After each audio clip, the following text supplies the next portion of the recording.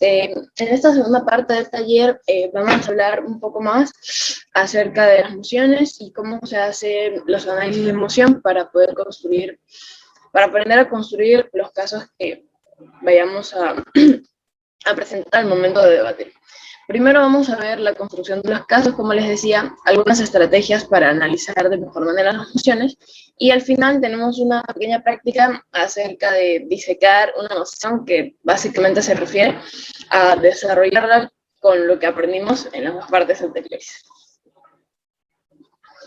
Bien, construir un caso básicamente es preparar la postura que tú vas a defender dentro del debate dependiendo de la moción. Hay dos partes fundamentales de la construcción de los casos, que son primero el framing, el encuadre, ahorita les explico qué es, y por el otro lado los argumentos. Estos dos son sumamente importantes porque el primero, el framing, el encuadre, va a permitir que nuestros argumentos se comprendan de una mejor manera y lleguen a tener mayor validez en función de qué tanto se relaciona con nuestro encuadre. Y en el encuadre, básicamente, tenemos que definir, dejar bien colocado cómo es que vamos a debatir de determinada moción. Esto lo hace generalmente el encuadre, el primer discurso de la proposición, es decir, el primero que sale a debatir tiene que plantear de la manera más justa posible el encuadre. ¿Cómo así que de la manera más justa? Pues lo más imparcial, es decir, que no tenga ninguna carga argumentativa o ninguna carga o algún valor desde el encuadre. Generalmente se hace así y es así como debería hacerse, de hecho, y solamente el primer discurso de oposición puede impugnar el encuadre. Como decía el profe, impugnar el encuadre es básicamente decir, no, mira, esto no es así, esto es de esta manera. Y tiene que explicar por qué es de esta manera y no como lo dijo la proposición. Y esto únicamente lo puede hacer el primer discurso de oposición. ¿Por qué? Porque está directamente después del primero de proposición, que tiene la obligación de plantear el encuadre. Entonces, ¿qué es el encuadre? El framing es establecer los términos de la moción, establecer los términos bajo los cuales se va a jugar en el debate. Es como establecer las reglas desde un principio. Se establecen las condiciones del debate y básicamente responde a la pregunta, ¿qué es lo que se va a debatir? Y el framing consta de 6 pasos. El sexto, pues, son los argumentos. El primero es definir los términos. ¿Qué términos se deben definir? Aquellos que en la moción no están completamente claros y pueden prestarse para desacuerdos o para confusiones entre las dos cámaras. También se establece el status quo, que es básicamente el contexto o explicar cómo es el contexto en donde se está desarrollando la moción. Por ejemplo, si el contexto es el Perú, pues lo que tenemos que hacer es explicar las condiciones actuales del Perú, pero tomando en cuenta estas características que tengan alguna relación importante con la moción, porque no podemos decir que el Perú tiene X cantidad de kilómetros cuadrados, pero si eso no tiene ninguna relación con la moción, no hay ninguna necesidad de decirlo y por lo tanto pasa a ser algo irrelevante. Entonces, para establecer el status quo, tenemos que tomar en cuenta esas características del ambiente, del contexto en donde se desarrolla la moción, que tienen relevancia o que tienen relación con la moción que estamos debatiendo. Definir los actores. Los actores generalmente nos lo da la misma moción, es decir, a veces en las mociones de actor, como ya les había dicho, esta casa como tal actor, entonces tenemos que definir cuáles son los actores que participan de la moción. Generalmente hay 3 principales, que son el Estado, la sociedad y el actor que la misma moción nos dice directamente si es que nos lo dice. Entonces, esos 3 actores podemos explicar por qué este actor tiene importancia para la moción. Por ejemplo, el Estado generalmente, porque es el que tiene la facultad de desarrollar esta medida. Por ejemplo, una moción política como la habíamos visto. ¿Por qué la sociedad? Porque es quien va a ver reflejados los cambios y se va a beneficiar o afectar de esta medida. Y el actor principal, digamos que los millennials, digamos que nos lo plantea en la moción, los millennials, pues porque son los que nos dice la moción y son quienes se ven más relacionados con lo que nos plantea esta medida. La métrica es un criterio que se establece por la Cámara de Proposición para definir bajo qué criterio, bueno, valga la redundancia, perdón, bajo qué razones, qué tienes que demostrar como Cámara, tanto de proposición como oposición, para poder ganar este debate. Es básicamente una condición que tienes que demostrar para poder ganar el debate. La métrica juega un papel sumamente importante en los debates porque si en la métrica planteamos un actor principal y en nuestros argumentos no lo relacionamos con esa métrica, entonces nosotros mismos no estamos cumpliendo con el criterio que habíamos planteado en un principio y por lo tanto de cierta forma los argumentos empiezan a perder relevancia. Entonces la métrica se plantea como que va a ganar el debate la Cámara que demuestre que el actor principal tiene más beneficios en su lado del mundo. Entonces, nuestros argumentos van a estar orientados hacia cómo se beneficia este actor en un lado, en donde se aplica la moción o en donde no se aplica. Sí, no sé si esa parte queda clara, pero básicamente la métrica define qué tiene que hacer cada casa para poder ganar el debate. Y la métrica la plantea el primer discurso de proposición, como todo el encuadre. Oposición puede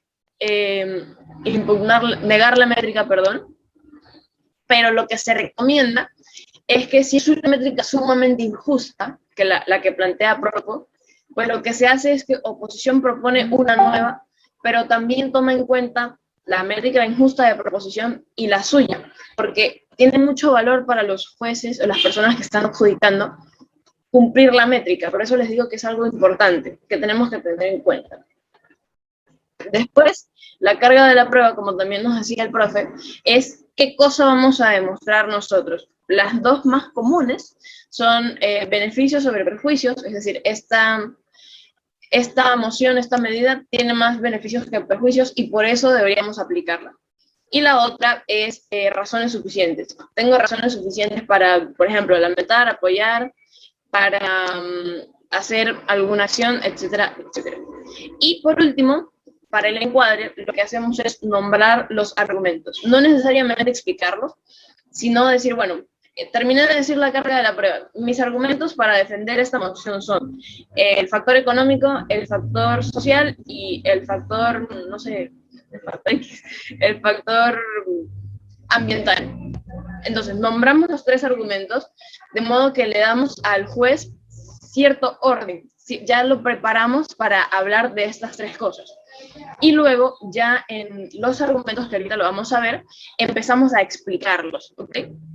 Es importante mencionarlos porque, como les digo, preparas a la persona que está adjudicando, o sea, al juez, para que él tenga como, introduces los argumentos al debate desde un principio. Esto lo hace siempre el primer orador u oradora de proposición.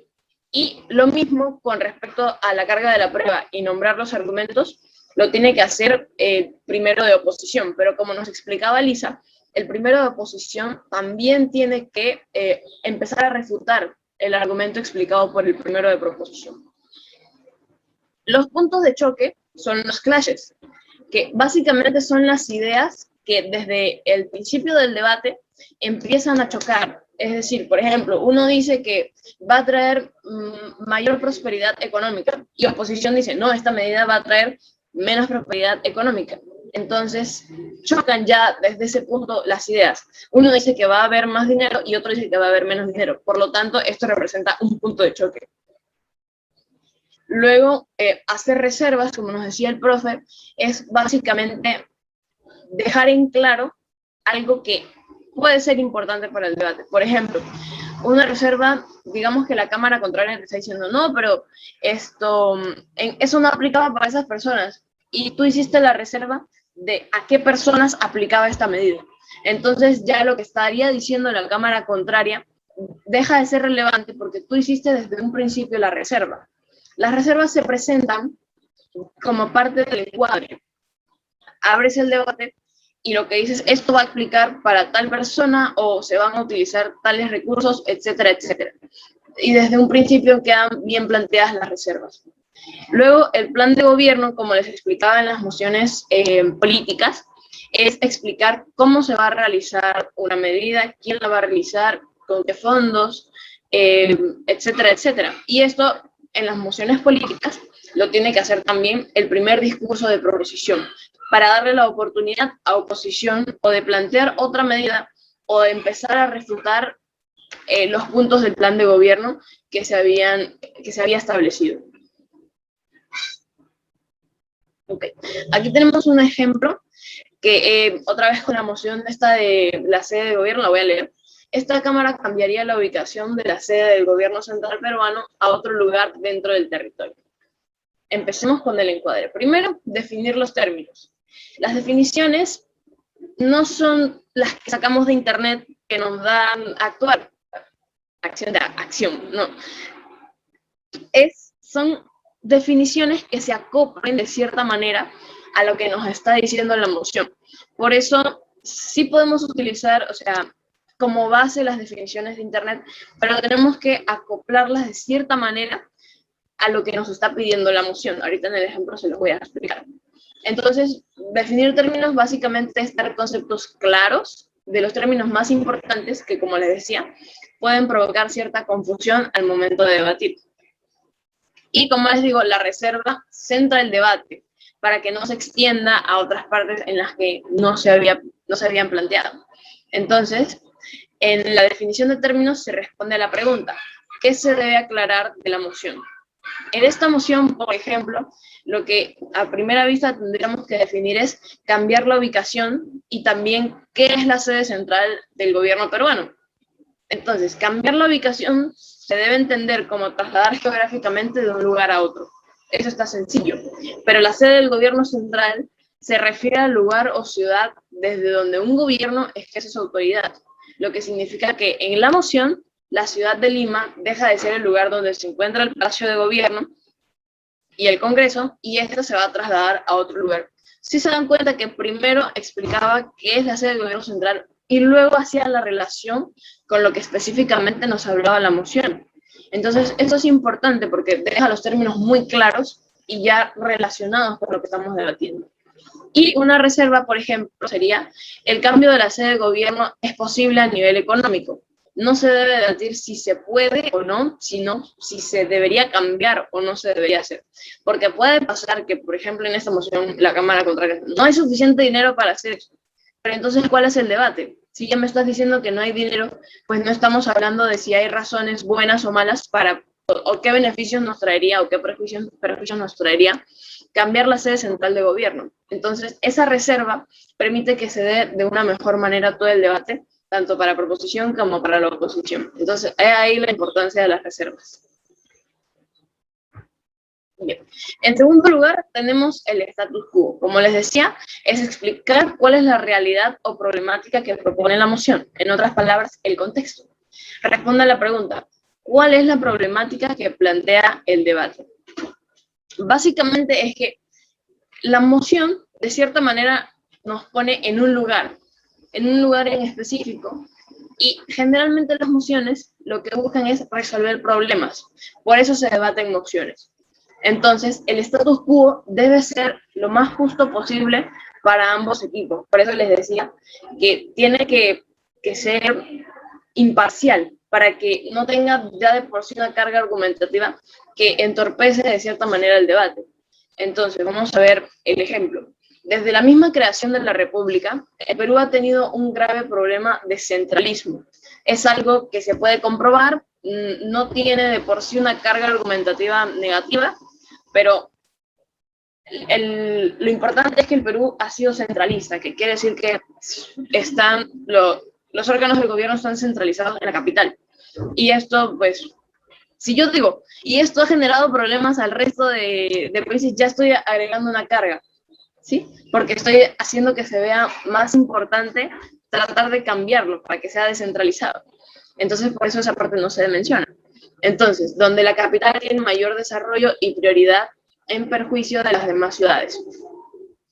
Actualmente la capital, como sede de gobierno, provoca una masiva migración de las provincias, teniendo una población de 1/3 del país. Son cosas que se pueden comprobar, no tienen ningún tipo de carga argumentativa, ni positiva, ni negativa. Entonces, de cierta manera, es parcial y es un problema que es real. Entonces, Los puntos de choque son los temas que se compararán y se opondrán en el debate, como ya les venía explicando. Por ejemplo, proposición me puede decir que va a haber mayor desarrollo económico y oposición va a tratar de demostrar que no. También el mejor proceso de descentralización, Propo me dice, esta es la mejor manera para eliminar el centralismo. Y oposición me va a decir, no, hay otra manera o esta no es la correcta por tales y tales razones. Y también beneficios versus perjuicios. Proposición me demostrará cuáles son los beneficios de que se descentralice o que se mueva la sede central del gobierno a otra parte del país. Y la oposición me tendrá que mostrar los perjuicios de esa misma acción. Los puntos de choque y reconocerlos principalmente nos sirven para elaborar mejores argumentos. Generalmente se mencionan en el cuarto discurso, que como Alisa nos decía, es explicar, en el cuarto discurso es como las conclusiones, donde mostramos cómo ha sido el debate, pero siempre haciéndolo como a nuestro favor. Entonces, un discurso de cuartos, o sea, un discurso de conclusiones, mostramos los 3 puntos de choque y tenemos que explicar cómo mi cámara, mi casa, los ganó a través de estos argumentos. Entonces, en la medida en que uno demuestre que gana el punto de choque más importante del debate, hay más probabilidades de que ganes el debate. Porque si es el más importante y ganaste el choque, o sea, tu punto se puso por encima del de la cámara contraria, pues te da una ventaja importante para poder ganar este debate. Y es importante mencionar los puntos de choque, no solamente mencionarlos, sino decir cómo mi casa, con los argumentos, ha ganado este punto de choque, para que el juez ya tenga más claramente cuál de las dos cámaras va ganando el debate. La definición de actores pueden ser personas, animales, instituciones y ambientes. Y los actores son aquellas personas afectadas, positiva o negativamente, en la moción. Entonces, esto responde a la pregunta: ¿quiénes son afectados por el debate o por la medida que nos plantea la moción? Entonces, depende mucho de la moción que estemos debatiendo, cuál es el actor más importante. Y es indispensable saber reconocer el actor más importante, porque así nuestros argumentos van a estar orientados hacia este actor, que tiene mucha relación también con la métrica, que era lo que les explicaba antes. Entonces, para esta moción del ejemplo que estamos utilizando, son las autoridades centrales, son aquellas personas que se encargan del gobierno de un país, el presidente, los ministros, los congresistas, también me imagino que los de los jueces y eso, cuyo objetivo es el bien común de la población. También las autoridades regionales, que son aquellas que no están en la capital, son las personas que se encargan del gobierno de una región, que buscan el desarrollo de su jurisdicción, es decir, del pedazo de territorio que ellos pues se encargan de regir. Y la sociedad, que son las personas que eligen a las autoridades y que se ven directamente afectadas por las decisiones que estas toman. Generalmente se puede señalar a la sociedad como los actores más importantes porque están directamente relacionadas con las medidas que plantee, por ejemplo, las instituciones, ¿no? Pero también es sumamente ventajoso y estratégico señalar los daños o beneficios para la mayoría de los actores, ¿sí? Entonces, puedes decir que la sociedad es el más importante, pero que no se te olvide que también tienes que mostrar cómo va a afectar, beneficiar o perjudicar a los demás actores, porque también participan de la moción. Y algo importante es que al definir los actores se pueden caracterizar de alguna manera que se muestre cómo les afecta la moción. Caracterizar quiere decir explicar características del actor que otra vez sean relevantes para la moción. Porque si yo no menciono una característica relevante, no tiene sentido decirla, porque no es importante, no va a mostrar cómo afecta esta medida. Entonces, para caracterizar, que creo que lo vamos a aprender más adelante, mencionamos cuáles son los objetivos, qué características culturales tiene, cómo piensa, qué lo mueve a actuar, entre otras preguntas que creo que más adelante vamos a hablar. Y es importante caracterizar porque así nuestros argumentos se van a relacionar incluso más con los actores que se ven afectados por la moción. La métrica, como le decía, son los criterios más justos para evaluar el debate y por el cual se define el equipo ganador. Responde a la pregunta, ¿quién ganará el debate? ¿Qué se debe hacer para ganar el debate? Entonces, la métrica para esta moción de ejemplo sería, ganará el debate el equipo que demuestre en qué lado de la moción, es decir, en proposición u oposición, a favor o en contra, se encontrarán mejor la mayoría de los actores, especialmente la sociedad o la población, porque son son más personas que se verán afectadas, ¿no? Entonces, como les explicaba, mencionar la métrica y la carga de la prueba permite a los jueces entender qué deben juzgar en el debate. Sí, por eso es importante decirlo. La carga de la prueba es lo que un equipo pretende demostrar estando a favor o en contra de la moción. Responde a la pregunta, ¿qué es lo que voy a probar en este debate? ¿Qué es lo que voy a demostrar? En proposición, para este ejemplo, sería aceptar la moción traería más beneficios que perjuicios, porque plantea que pues, descentralizar va a ser mejor y tiene más beneficios que perjuicios. Y oposición dirá, existen suficientes razones para oponerse a la moción. Luego de que se plantea la carga de la prueba, empieza ya lo que es la argumentación. Y esas suficientes razones y esos beneficios y perjuicios pasan a ser explicados, que es lo que vamos a ver en este preciso momento.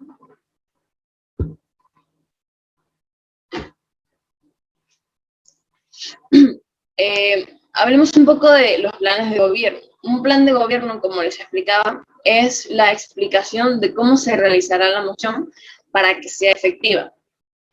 La persona que tiene que explicar sí o sí el plan de gobierno es primera proposición. Propo tiene la obligación de, si es una moción política, explicar quién lo va a hacer, cómo lo va a hacer, cuándo lo va a hacer. Eso es el plan de gobierno. Y lo hace siempre la primera proposición porque le da chance a la OPO desde un principio prepararse para refutar este plan de gobierno o para proponer otro diferente al que nos dice la moción. En este caso, el cambio de la sede central de gobierno se realizará progresivamente a través de 3 gobiernos consecutivos, es decir, como 15 años. Luego dice, el traslado de autoridades utilizará el bono de instalación del Congreso. Ahí estamos hablando de cómo. Y el primer punto es cuándo. La sede será Huancayo por encontrarse en el centro del país y además que necesita desarrollarse. Entonces, ahí es otra forma de dónde. Entonces, responde a esas 3 preguntas del plan de gobierno.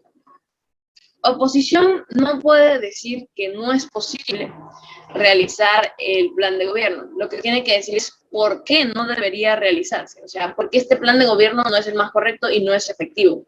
¿Sí? Entonces, oposición puede hacer, como les decía, hacer su propio plan de gobierno, pero también tiene que explicarlo la primera persona que hace discurso de oposición, ¿sí? Para así darle la oportunidad a proposición de refutar este plan, a hacerle arreglos al suyo para poder entrar en el debate. Y, como les decía, el plan de gobierno responde a la pregunta, ¿cómo se va a cumplir, cómo se va a desarrollar lo que nos propone la moción? Y cuando oposición hace un plan con otra medida, se le conoce como contraplan o contramedida de gobierno. Entonces, oposición en este ejemplo nos diría, se deberían fortalecer los gobiernos regionales porque de esta manera se logra una mejor descentralización, mayor capacidad de decisión y mayor capacidad de legislación. Entonces, en lugar de mover todo lo que está en Lima hacia otra provincia de Perú o hacia otro departamento, lo que tenemos que hacer es mejorar las regiones, las direcciones regionales que ya existen, para darles mayor capacidad de decisión, es decir, mayor relevancia y mayor importancia al momento de legislar y hacer las leyes. Bien.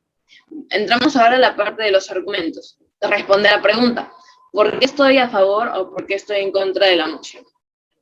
En este ejemplo vamos a ver 3 de cada uno, de Propo y Opo. A favor, la medida es efectiva.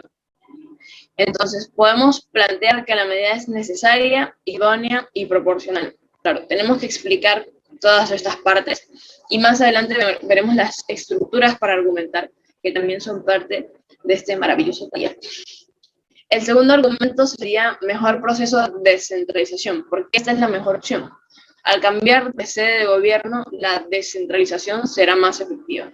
En este momento estos argumentos están solamente con la afirmación. Luego veremos en otra sesión cómo se hace el razonamiento, las evidencias, etcétera, etcétera. Y los beneficios, dicen, los beneficios van a ser para la mayoría de los actores. Luego en contra nos dice, no es efectiva. Si ven que es completamente opuesto, literalmente es diametralmente opuesto, no es efectiva. La medida no es necesaria, no es idónea y no es proporcional. Tenemos que explicar por qué. Un mejor proceso de descentralización es la medida que nosotros planteamos.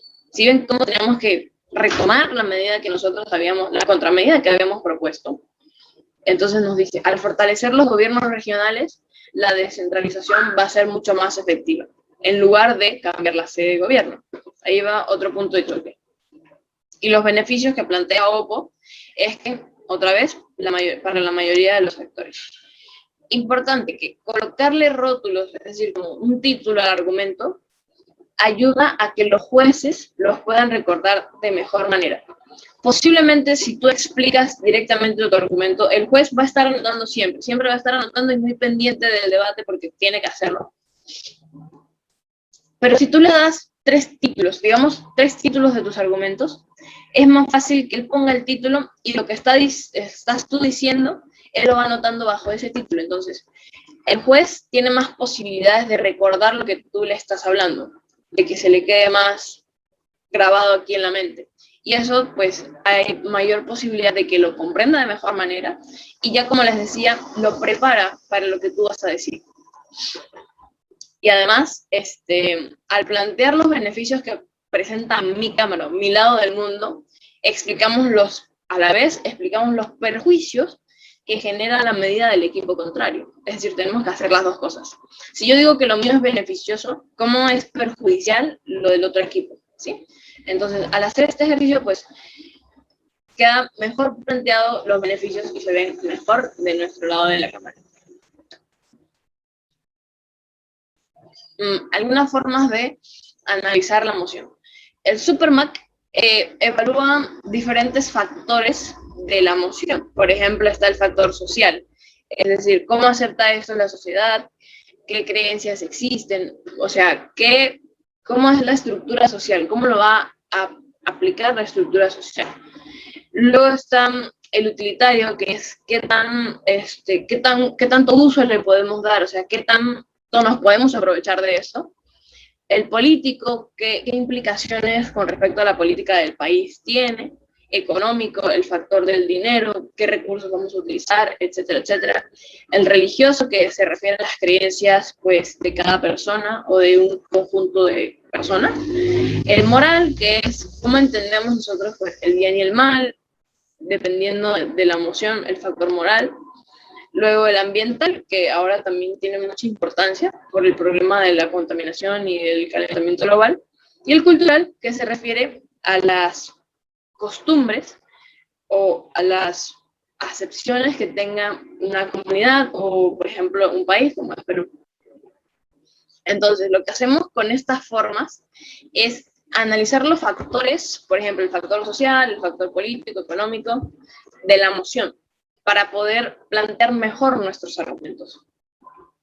Entonces, también están los 3 por qué, que en la moción de esta Cámara cambiaría la ubicación de la sede del gobierno central peruano a otro lugar dentro del territorio. ¿Por qué lo cambiaría? ¿Por qué la sede central del gobierno? ¿Y por qué tengo que moverlo a otro lugar? Respondemos a estas 3 preguntas y ya nos da más posibilidades de encontrar argumentos y argumentar a favor de esto o argumentar en contra. El análisis de los actores también es cómo afecta la moción a estas personas. Cómo afecta la moción a las autoridades centrales, cómo afecta la moción a las autoridades regionales y cómo se va a ver reflejada esta moción en la sociedad. Y estas formas, como les decía, nos permiten elaborar argumentos directamente relacionados con la moción de una mejor manera, ¿sí? porque estamos caracterizando de cierta manera, por ejemplo, caracterizando a los actores. Ya les estamos dando como cierto impacto que va a afectar en ellos. Entonces, empezamos ahí a hacer un trabajo que nos facilita el resto del proceso, ¿sí?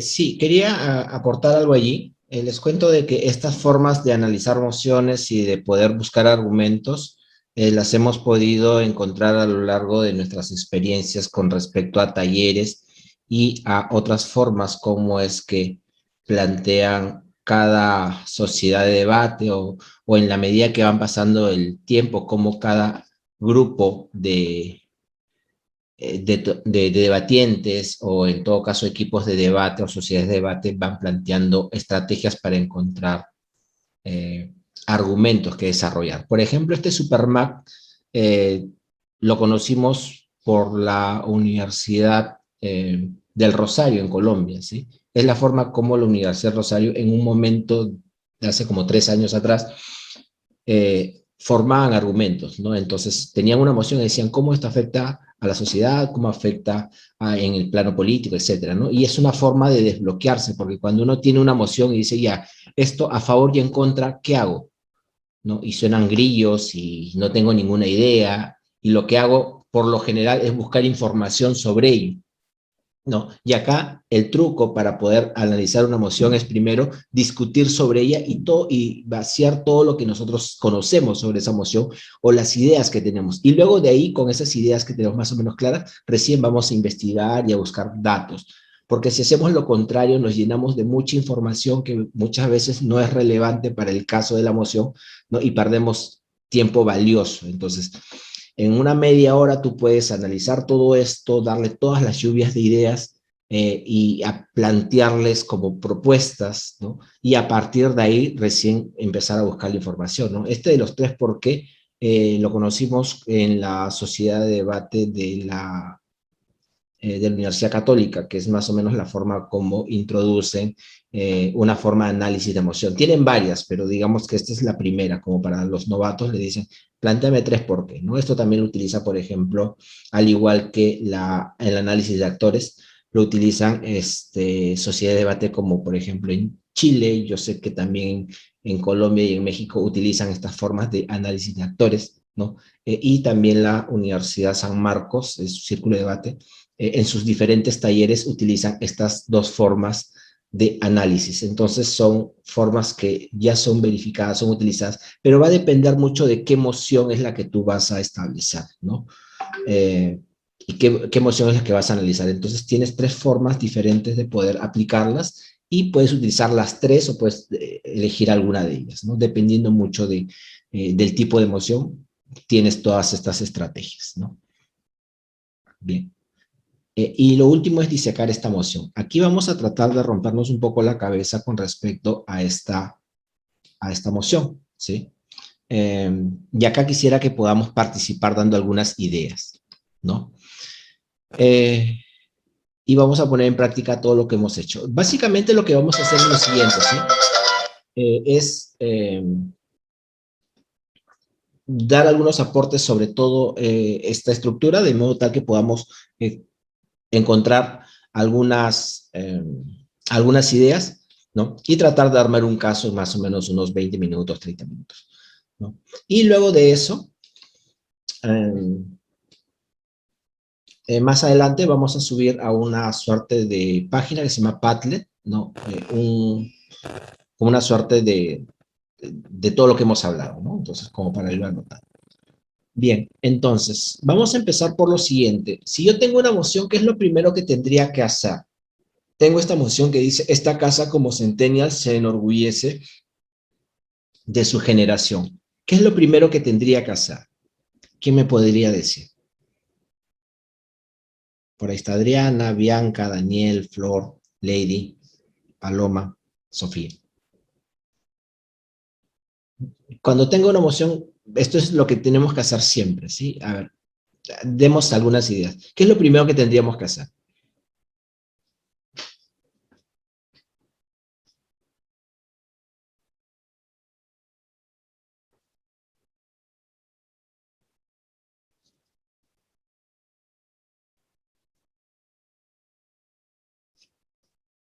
¿Creen que lo primero que tendríamos que hacer es plantear argumentos a favor y en contra?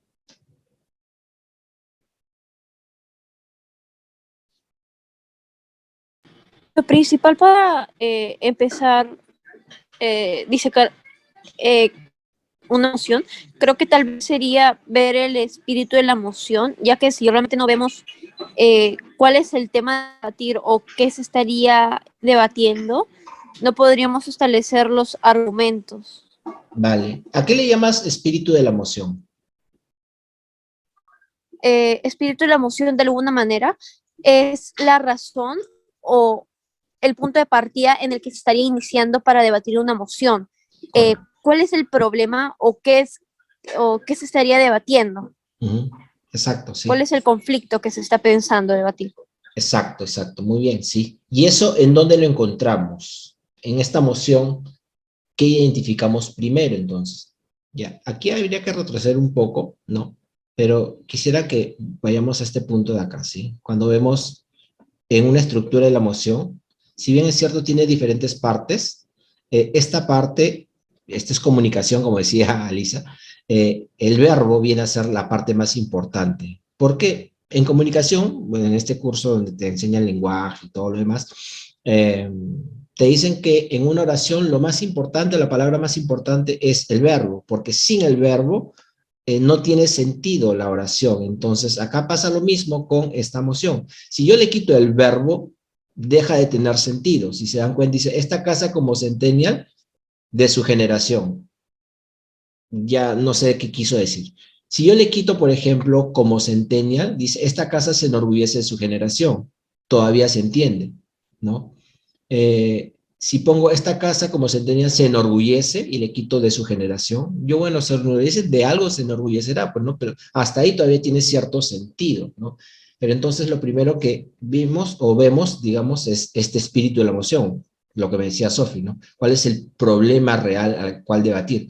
Y eso se encuentra cuando tú hablas sobre enorgullecerse. Debería, o sea, ¿se enorgullece o no se enorgullece?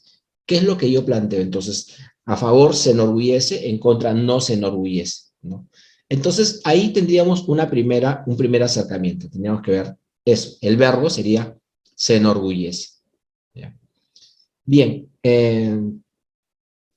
y a partir de ahí tendríamos que definir términos. Por lo menos, creo que dos términos se pueden definir. ¿Cuáles creen que deberían definirse? O sea, que son importantes para la emoción, que sin esos no se podría definir. ¿Qué es un centennial?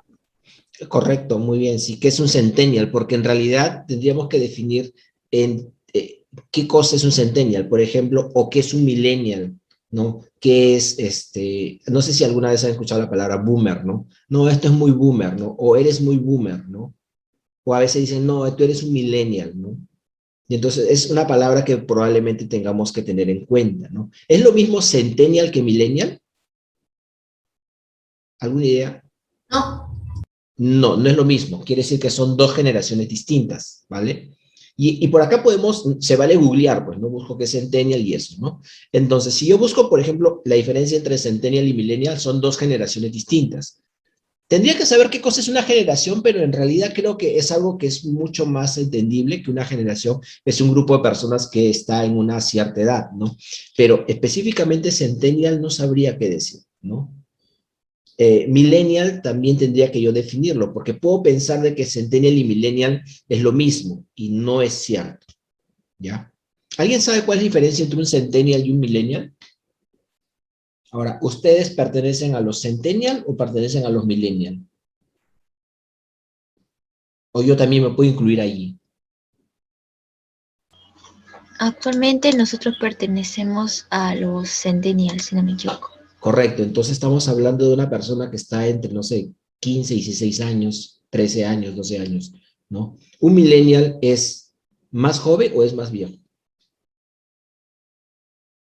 Un millennial es más viejo, si se puede decir Ah, así. viejo, sí, sí. Ahora, ¿por qué se llama millennial? Se llama millennial porque llega antes del 2000, o sea, está cerca al milenio, ¿no?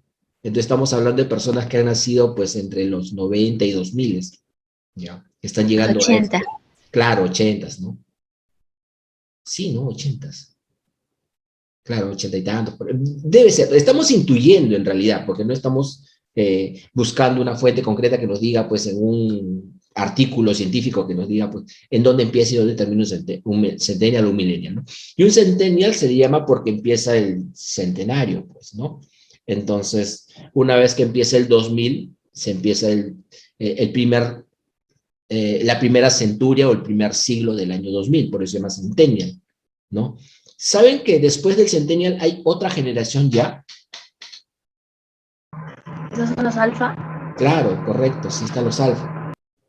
Y entonces, quiere decir que nosotros, o ustedes, o los centennial en todo caso, están entre los, no sé, pues 2005 al 2020, por ahí, ¿no? O menos, ¿no? Los que nacieron entre el 2000 y el 2015. Entonces, más o menos por ahí. En todo caso, a quien se refiere son pues a las personas que están en el grupo de los niños y adolescentes, ¿no? O sea, que todavía no son mayores de edad. Ya, esos son los centennials. Los puedo buscar, puedo googlearlo y definir ese término, porque tendría que definirlo, ¿no? Pero en líneas generales nos referimos a el grupo de generación que actualmente son adolescentes o menores de edad. Esos son los centennials. Ya. Es lo primero que tendría yo que saber. Porque si no, yo podría decir, no, lo que pasa es que los centennials son personas que son, qué sé yo, muy prejuiciosas con la generación actual. Vale, tú eres la generación actual y no puedes ser prejuiciosa de tu propia generación. Ya, por ejemplo, Ley dice del 2010 en adelante, ¿no? Creo que es un poquito antes, ¿sí? Creo que es 2005 por ahí, ¿no? Pero entonces, para usos del debate, tendríamos que hablar de que los centennials son aquellas personas que están entre los, no sé, pues, entre los 10 y 18 años, ¿no? O sea, prácticamente adolescentes, ¿no? Ahora, luego, otro término que tendríamos que tener en cuenta, tenemos generación y tenemos se enorgullece. Tendríamos que definir qué cosa es enorgullecerse, o sea, ¿a qué se refiere con esa palabra? Significa sentir orgullo probablemente, pero ¿de qué sentir orgullo? Entonces, habría que definir eso, ¿no? Qué sé yo, se enorgullece, significa pues sentir orgullo de algo, de pertenecer a algo, de hacer algo o de pensar algo. ¿Cuál de esas tres cosas se enorgullece? Pueden ser las tres, pero puede ser una también, ¿no? Puede ser que se enorgullece de pertenecer a esta generación, o se enorgullece de pensar como esta generación, o se enorgullece de hacer las cosas que hace esta generación. Entonces podemos plantearlos en los tres aspectos, ¿no? Y si tenemos esos tres aspectos, podemos plantear a partir de ellos argumentos también, ¿no? Bien, entonces habría que definir eso. Segundo, ¿qué actores deberíamos definir? ¿Quiénes serían los actores que estarían dentro de esta moción? De hecho, ¿quiénes deberían estar? La generación centennial. Ya, uno serían los centennials, la generación centennial. ¿Quién más podrían estar dentro de esta moción? ¿O qué otros elementos dentro del debate podrían estar dentro de esta generación? Con los jóvenes, los millennials. Ya puede ser con los millennials, ¿no? Y en general creo que con la sociedad, porque puede ser que también tenga abuelos y estos abuelos no sean millennials, sino sean un poco más atrás incluso, ¿no? Ya, entonces tenemos eso. Ahora, ¿cuál es la característica principal de un centennial? Los jóvenes de la actualidad y que pertenecen a esta etapa o esta década, se puede decir. Generación, ¿no? Ya, ¿qué los caracteriza a estos jóvenes, ¿no? ¿Qué tienen en común? Por ejemplo, ¿qué tipo de música escuchan, ¿no? ¿Qué tipo de acciones realizan? ¿Cómo se relacionan entre ellos? Estas personas trabajan, estudian, ¿cómo se relacionan con la tecnología? No sé si les ha pasado a ustedes. Dime, Daniel. Tenían acceso a Internet. Claro, incluso nacen con acceso a Internet, ¿no? Yo, por ejemplo, soy de la generación X. O sea, soy de los años entre 70 y 80. ¿Ya? Se le llama generación perdida porque, en teoría, la historia nos dice que esa generación no hizo ningún tipo de cambios, solo se dejó llevar y nada, no hizo nada, ¿no? No hizo nada, digamos, como cambio fundamental, qué sé yo, de transformación cultural, social y política, etcétera, ¿no? Como que fuimos un espacio de transición, ¿no? Somos X, ¿no? Y después vienen los millennials, ¿no? Que están con la expectativa de del cambio de mundo, perdón, de milenio, ¿no? Que tienen esperanzas sobre cómo esto va a cambiar y esto genera cambios sociales como la caída del muro de Berlín, ¿no? La caída de la Guerra Fría y una otra serie de cosas, acontecimientos que en realidad no nos interesan para este debate. Pero vamos a que algo característico que tienen los Centennials es que es la primera generación que nace eso que se llama nativa digital. Pues sí te ha pasado probablemente en tu caso que tú estando en el colegio tienes un profesor o una miss que no sabe usar Zoom, ¿no? Y que dice, ay, no sé qué hacer, cómo grabo, como yo, por ejemplo, ¿no? Que no sabía cómo estar grabando, ¿no? Y que no sabía en qué momento grabar o no grabar, así que utilicé otro dispositivo para grabar y después me di cuenta que sí podía hacerlo, qué sé yo. O sea, no soy muy, como que mi generación y las generaciones anteriores como que no son muy pegadas a la tecnología, ¿no? Entonces, claro, lo que dice Lady, ¿no? Son la generación de todas las posibilidades de conseguir y cambiar la tecnología. Ya, eso es una característica, ¿no? Eso se coloca dentro de la gente, ¿no? Los centennials, ¿qué son? Son personas que están entre tal y tal edad, ¿no? Segunda característica, son las generaciones que han nacido con la tecnología, ¿no? Tercero, pues, son personas que de alguna manera están más enteradas de lo que pasa en el mundo y alrededores, ¿no? Hay problemas con el cambio climático, ¿no? Los problemas sociales, porque a todo tienen acceso, ¿no? Etcétera, ¿no? Entonces tienen acceso a todas las redes sociales y a la forma de comunicarse, ¿ya? Eso, ¿no? La sociedad, por otro lado, pues es el conjunto de personas que están de otras generaciones, como por ejemplo sus padres, que probablemente sean millennials, ¿no? O más atrás, ¿no? Como generación X, etcétera, ¿no?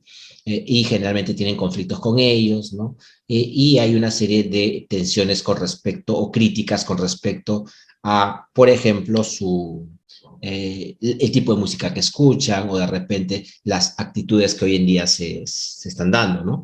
Entonces, ese tipo de situaciones que vamos caracterizando y empiezan a establecer también el status quo, ¿no?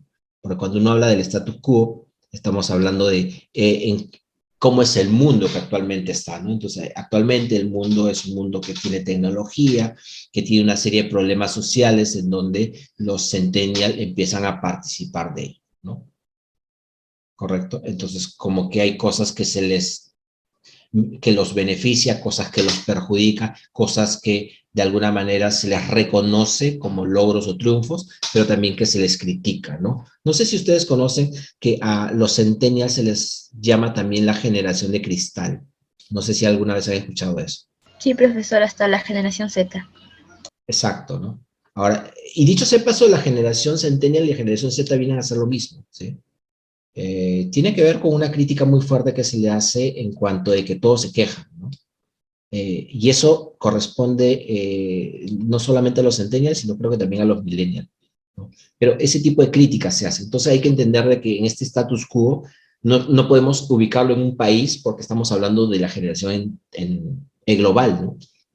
Pero sí podemos decir, pues, de que existen ciertas características en el mundo dentro de este grupo que se llama Centennial, ¿no? Ahora, eso es lo que tendríamos que ver, ¿no? Por ejemplo, una reserva podría ser esa, ¿no? No vamos a cerrarnos en un solo país, sino vamos a tener que hablar y discutirlo en todo el mundo, ¿no? Por tales o cuales características, ¿no? Segundo, creo que cuando uno habla de enorgullecerse, ¿no? Una reserva que pueden ustedes utilizar, dime, Lady. Creo que le llamaban generación de cristal ya que nacieron después del año 2000 por bajo soporte de sus padres, o sea, el cuidado de sus padres. Eso me parece. Claro, sí, o sea, es como estar más sobreprotegidos, ¿no? Y que cualquier cosa les puede dañar o les afecta mucho, ¿no? Entonces, hay esta cultura de la cancelación en donde si alguien dijo, por ejemplo, no sé, las personas que terminan ofendiéndose por que hay un comediante que imita pues a personas afrodescendientes o personas altoandinas, ¿no? O de provincia y se burla de ellas como humor. Hace 20 años atrás era divertido, pero para esta generación centennial eso ya no es divertido, ¿no? Entonces lo critica mucho y se queja de eso. Entonces los que están fuera de esa generación dicen, oye, qué delicada es esta persona porque todo le duele, todo se queja, parece que se va a quebrar en cualquier momento, ¿no? Y sufre de depresión cuando hace 20 años no existía la depresión, ¿no? Que son posturas en realidad, que no necesariamente son ciertas, ¿no? O sea, no es que ahora tenga más depresión, probablemente sí, pero lo que pasa es que actualmente es un mal o es un problema que actualmente existe. Antes no había depresión, sí, pero la gente no lo sabía, ¿no? Porque no habían estas redes de comunicación, etcétera, ¿no?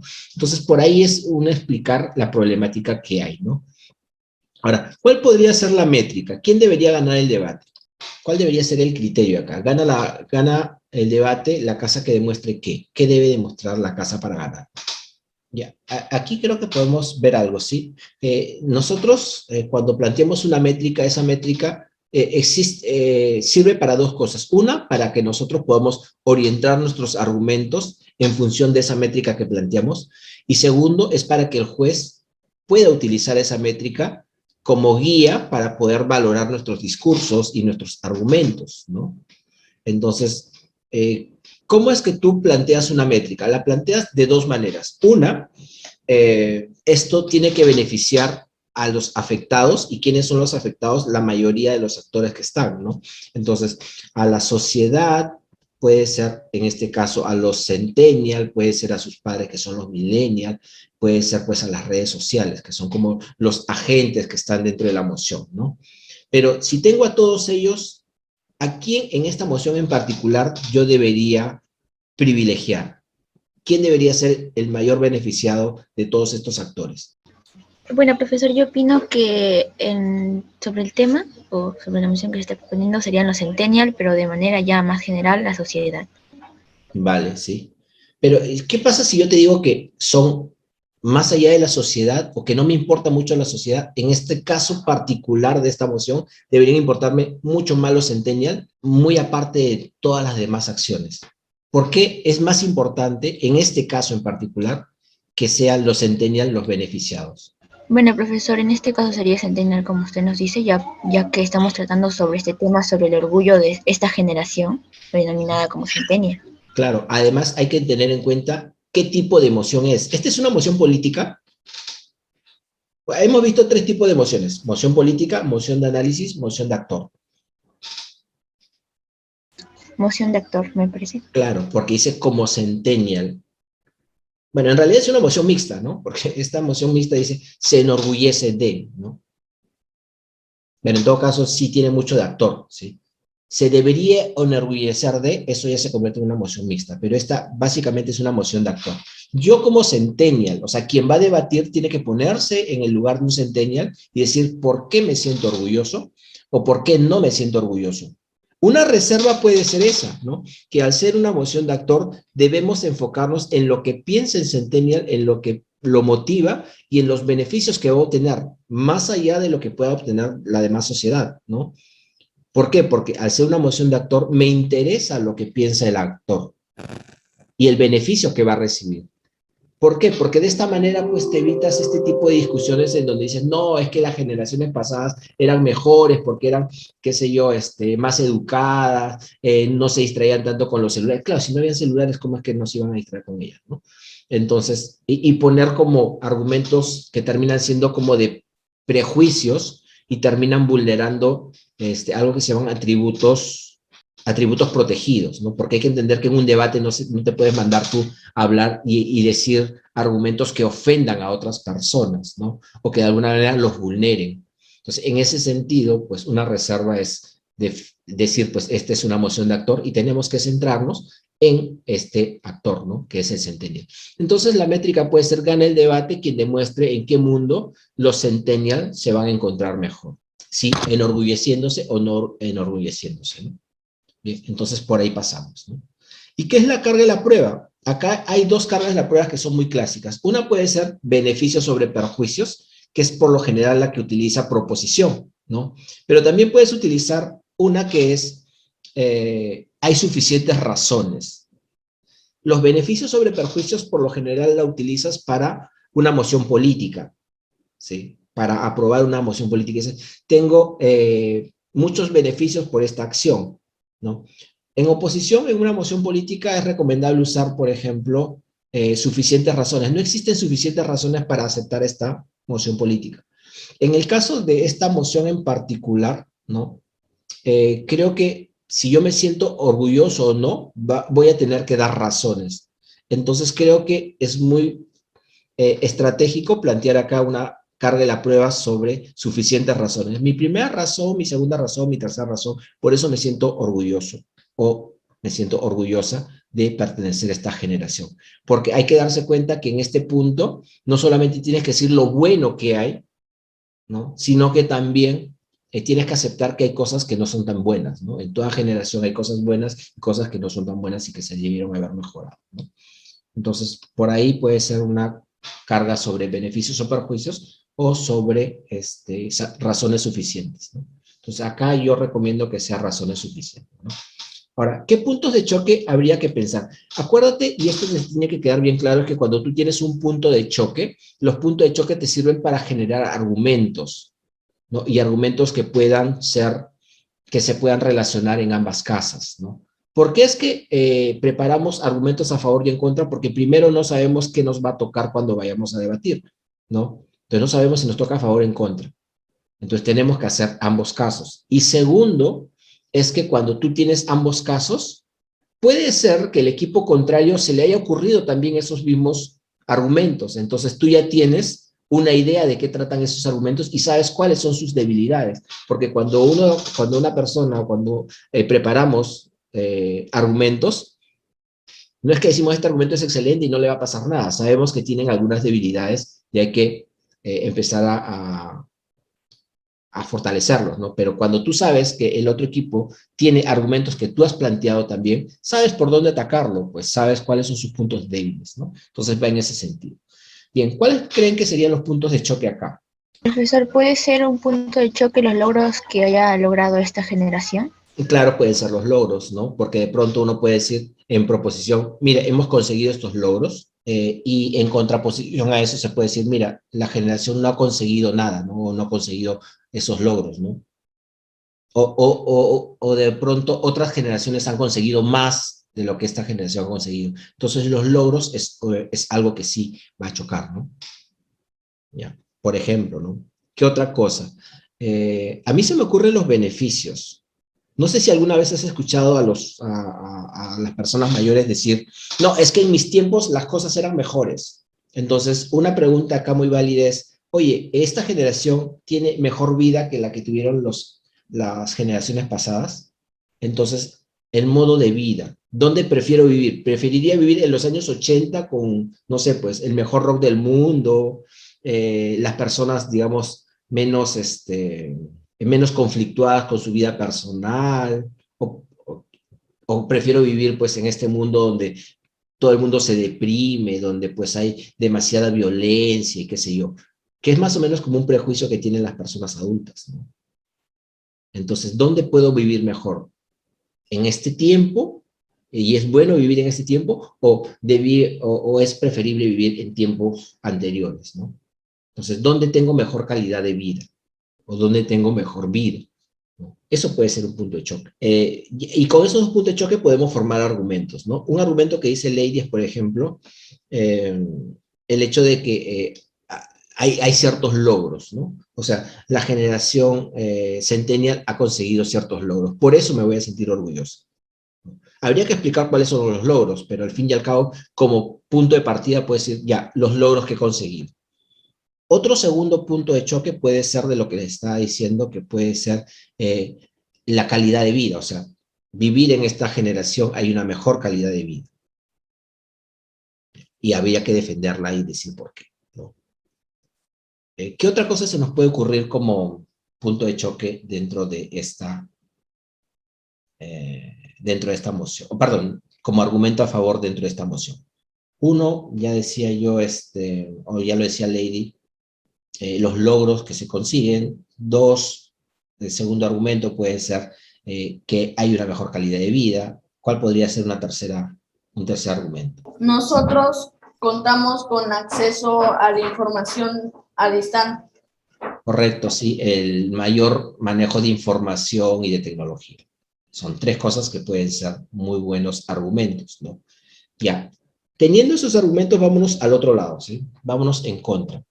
¿Por qué las personas no estarían orgullosas de esta generación? ¿Por qué las los adolescentes que son dentro de esta generación, ¿por qué no harían? Claro, el conocimiento está más asequible, ¿no? Antes yo, por ejemplo, si tenía que hacer una tarea, tenía que irme a la biblioteca. Es un espacio donde hay un montón de como libros, ¿no? Que son unos objetos que tienen hojas dentro con información, ¿no? Y tenía que solicitarlo, quedarme horas de horas leyéndolo, cuando ahora tú pones un tutorial de, no sé, 10 minutos y te explica todo lo que tú quieres saber en ese tiempo muy corto y es mucho más asequible, más amigable y puedo entenderlo mejor, ¿no? Es cierto, hay una cuestión de conocimiento. Ya, pasamos a la parte de contra. ¿Qué podría yo decir en contra? ¿Por qué no estaría orgulloso u orgullosa de vivir en esta generación o ser parte de esta generación? Redes sociales que actualmente existen. Ya, por ejemplo, ¿no? Existen una serie de conflictos sociales. Y uno podría decir, oye, pero antes no habían conflictos sociales. Sí, pero probablemente estos conflictos sociales sean mucho más elaborados o mucho más complicados, ¿no? Porque, por ejemplo, un conflicto social muy común es el medio ambiente. Hace 40 años, pensar de que el mundo se iba a acabar o que se iba a supercontaminar, no se creía, ¿no? Las personas, no era una preocupación, ¿no? Ahora sí lo es, ¿no? O sea, saber que si yo voy a crecer en un mundo contaminado, probablemente si quiera tener hijos, voy a pensarlo 3 o 4 veces porque mis hijos nacerán en un mundo mucho más contaminado. Puede ser un buen argumento ese, ¿no? Los conflictos sociales, como por ejemplo la contaminación. Y puedo incluso a sobreponerlo, ¿no? ¿De qué me vale tener, pues, toda esa información y conocimiento si es que el mundo en realidad está hipercontaminado y que no es un buen lugar? Qué sé yo, ¿no? Claro, el calentamiento global, ¿no? O sea, es una preocupación que antes no se tenía y ahora sí se tiene. Pues yo no me gustaría vivir en este tiempo, ¿no? Y de eso no me siento orgulloso. Vale. Eso se puede refutar también, al igual que lo que podemos ver acá también lo podemos refutar, ¿no? Desde proposición o de posición. Ya, esa es una buena razón. ¿Qué otro problema creen ustedes que existe como generación Z o como centennial? ¿Cuál sería otra razón por la cual no me sentiría orgulloso? Así como decía, leí los triunfos, ¿qué se le critica a la generación centennial? Profesor, yo opino que a comparación de otras generaciones, esta generación de los Centennial y posiblemente también un poco más la anterior, somos las generaciones que más ha contaminado, ya que antes se conocía que la contaminación o el calentamiento global se producía por los cambios climáticos naturales del planeta Tierra, pero ahora puedes ver que este es producido por el hombre, ya sea por la quema de basura, por las fábricas, por los coches y así, profesor. Claro, ¿no? Y eso apunta otra vez, pues, a estos conflictos sociales del calentamiento global. O quizás podamos dividirlo, ¿no? Hablar, por ejemplo, de en qué mundo nos toca vivir, que es este mundo contaminado y qué sé yo, de calentamiento global, y además otros conflictos sociales, ¿no? Como por ejemplo, pues, donde se ve mayor casos de feminicidio, mayor casos de violencia innecesaria, ¿no? De mayores abusos contra las personas, ¿no? Y que esto, a pesar de que se ve porque hay un mayor conocimiento de ellas, se sigue manteniendo, ¿no? Creo que pueden ser esos dos puntos, ¿no? Entonces, uno, los conflictos sociales en general, y otro, pues, el mundo en que nos toca vivir, que es este mundo en el calentamiento global y cómo estamos contaminando todo lo que aparece, ¿no? Yo creo que podríamos incluso hablar sobre este término que nos plantean, que es la generación de cristal, ¿no? En donde de alguna manera, pues, los padres han sobreprotegido, pues, a los hijos y que de alguna manera los han vuelto demasiado sensibles a elementos como, por ejemplo, el bullying. Antes, cuando había bullying, pues la gente no le tomaba mucha importancia. Ahora esto genera cuadros de depresión. Y habría que explicar muy bien cómo es que esto ahora afecta más a los adolescentes que a los adolescentes de épocas anteriores, ¿no? Entonces podríamos hablar también de eso, ¿no? De las críticas que hay con respecto a esta generación que se conoce como generación de cristal, ¿no? Y podríamos ahí abordar también alguna temática. Entonces, si se dan cuenta, hay cosas tanto a favor como en contra. ¿Y cómo es que yo puedo saber en qué punto está mejor? Hay que entender varias cosas, ¿no? Las mociones, cuando se plantean, son mociones equilibradas, o sea, que Hay personas que pensaron esta moción y se pusieron de ambos lados y dijeron, si estuviera a favor, hay estos argumentos, si estuviera en contra, tengo estos argumentos, y se va acomodando. Y eso me da pie para decirles esta moción, ¿no? Por ejemplo, cuando hablamos de esta moción que habla sobre esta casa cambiaría la ubicación de la sede de gobierno central peruano, ¿por qué no dice la capital del Perú? ¿Por qué no se ahorra más palabras y dice, yo cambiaré la capital del Perú? ¿Por qué? Porque cuando se hizo esta moción, se entendía que la palabra capital quiere decir la ciudad. Entonces yo puedo poner a la capital como que sea el Cusco, pero el presidente va a seguir en Lima. Entonces, cuando uno se da cuenta de eso, dice, ah, caramba, no puedo decir solamente capital, porque la capital, si uno lo busca en el diccionario, lo busca pues como término, como definición, pues capital significa la ciudad, ¿no? Importante. Y hay casos como Bolivia, en donde la ciudad capital es una, pero el presidente está en otro lado, ¿no? Entonces, lo que queremos es que el presidente y el Congreso salgan del Lima y se muevan a otro lado, ¿no? Entonces, por eso es que dice sede central, sede de gobierno central, ¿no? Y no dice simplemente capital. Igual pasa aquí con los centennials, ¿no? Entonces, las mociones han sido diseñadas para que de ambos lados se pueda debatir, ¿no? Y cualquiera de los dos lados gane, ¿vale? Entonces, ténganlo presente para cuando empiecen a preparar sus mociones, ¿no? No sé si tienen hasta aquí alguna pregunta, alguna duda. Voy a compartirles. Acá estamos subiendo lo que vamos desarrollando en el taller, ¿sí? Acá pueden encontrar ustedes la presentación del taller, la charla informativa que tuvimos hace un par de semanas. Acá está el taller que hemos hecho, la ficha que hemos estado desarrollando. Y acá está un video sobre tipos de emociones desarrollado en un evento que nosotros hemos organizado, que es el segundo Open Hat, ¿no? Con la presentación de este taller de Sebastián Ezeta, uno de los debatientes de la Universidad Católica, que ha tenido una serie de reconocimientos, ¿no? Acá se encuentran las mociones que vamos a debatir, y acá hay un manual también, ¿no? Que quería compartirles, donde es como un libro de 40 páginas en donde está todo lo desarrollado por debate. Acá hay una presentación de quiénes somos, acá hay un índice en donde puedes tú ver todos los términos que utilizamos en debate, ¿no? Las temáticas que hemos estado hablando, todo lo que hemos estado diciendo se basa en esto que hemos planteado acá, los discursos, el orden de los discursos, los tipos de emociones, ¿no? Estamos siguiendo este orden, acá está con varios ejemplos, ¿no? ¿Qué es lo que defiende cada uno de ellos? El análisis de cada emoción, ¿no? Los tipos de emociones. Además vamos a ver también construcción de casos, que es lo que acabamos de ver, argumentación, refutación, ¿no? Técnicas discursivas, esto lo vamos a ver la siguiente semana, ¿no?